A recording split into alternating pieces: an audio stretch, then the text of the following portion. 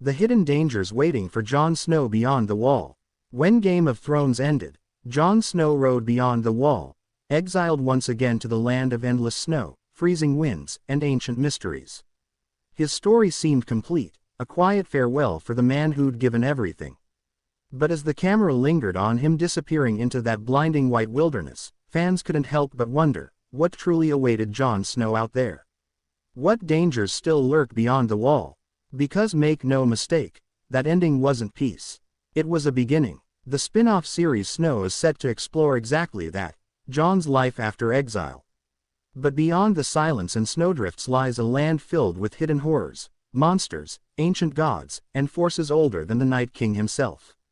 So today, we're breaking down the hidden dangers waiting for Jon Snow beyond the wall, the threats, the mysteries, and the secrets that could turn Jon's supposed freedom into the deadliest chapter of his life.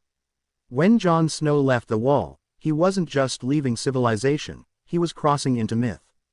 The world beyond the wall isn't just a frozen wasteland, it's a place where legends still walk, where the laws of man mean nothing, and where death has 1,000 faces. It's easy to forget, but even after the Night King's defeat, much of that vast northern land remains unexplored. The White Walkers were only one of its terrors. There are other powers, sleeping, waiting, and whispering through the winds. Jon Snow may think he's found freedom among the free folk. But out there, freedom and danger are the same thing. Let's start with what we know, the land itself. The north beyond the wall is ancient, wild, and untamed. There are no kingdoms, no castles, no laws. Only tribes, myths, and the ruins of civilizations long dead. Remember the haunted forest, the land of always winter. Those weren't just dramatic names, they were warnings. It's said that far to the north, the cold becomes something unnatural, a living force that devours everything. And the closer one gets to the edge of the world, the stranger things become. Some say the sun barely rises there. Others whisper of strange lights in the sky, and sounds beneath the ice, voices that aren't human. That's where Jon Snow is heading. That's where he's chosen to live. And while he may have survived war, betrayal, and even death itself, the true test of his life may only be beginning. One of the first dangers Jon will face is the unknown remnants of the White Walkers. Yes, the Night King is dead. His army shattered. But was he truly the only one? The children of the forest created the White Walkers thousands of years ago, by plunging dragonglass into the heart of a man. And that means they could be created again. If the magic that birthed them still lingers in the north, then their extinction might not be permanent. What if there are still remnants of that power buried in the frozen ground, or worse, in the blood of certain creatures that roam the wastes? Jon knows firsthand that in Westeros, legends never die completely. They just sleep, and all it takes is one desperate soul, one ritual, one spark of magic, to wake them.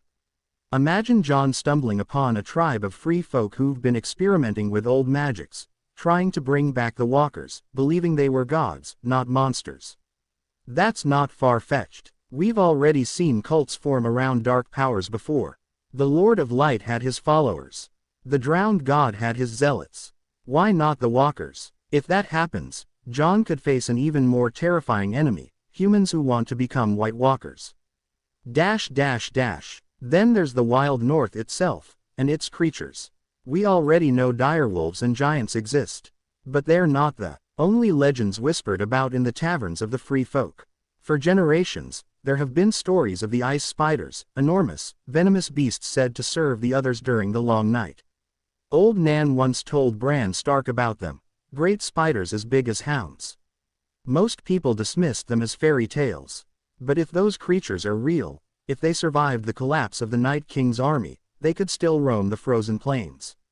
And now that the balance of magic is disturbed, they might even be multiplying. Imagine Jon and Tormund's people moving north, only to find the carcasses of mammoths frozen in webs of ice.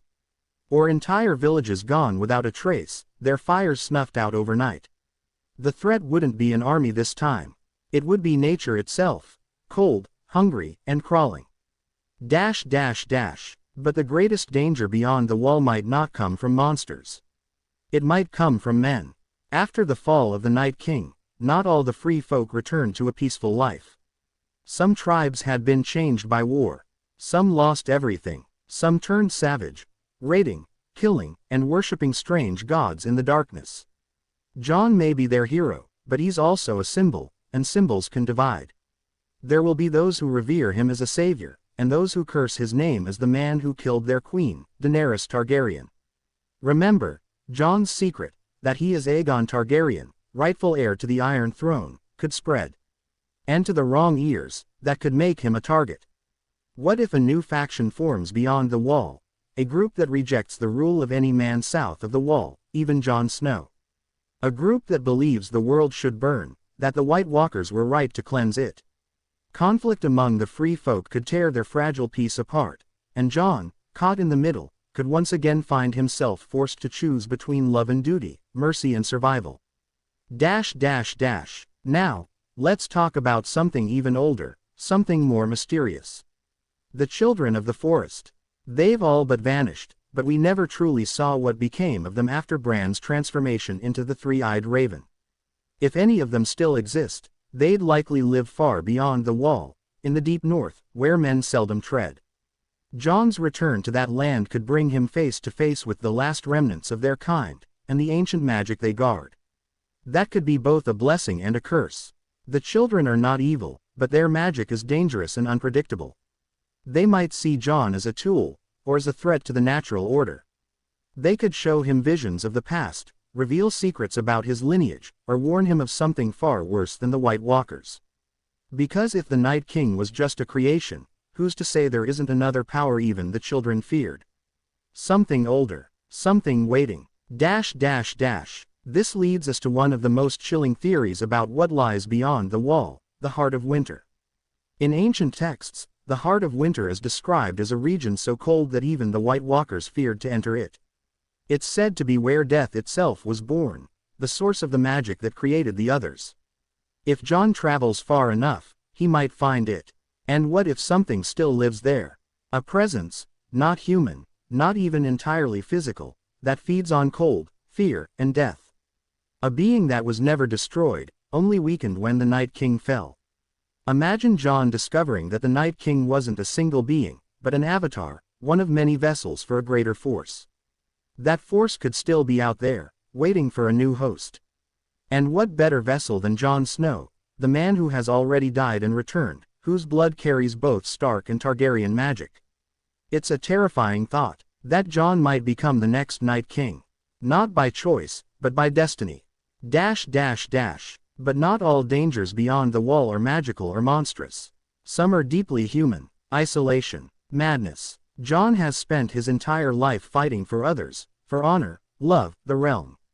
Now, he's in a place with no cause, no war, no throne to protect.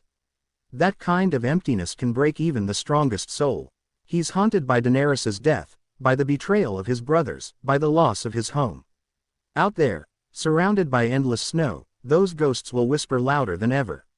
He could begin to question everything: his choices, his identity, even his purpose. In Snow, we could see Jon battling his own mind as much as the world around him. His greatest enemy might not be a monster at all, but the guilt that lives within him. And what happens if that guilt becomes too heavy? What if the ghosts of those he's lost,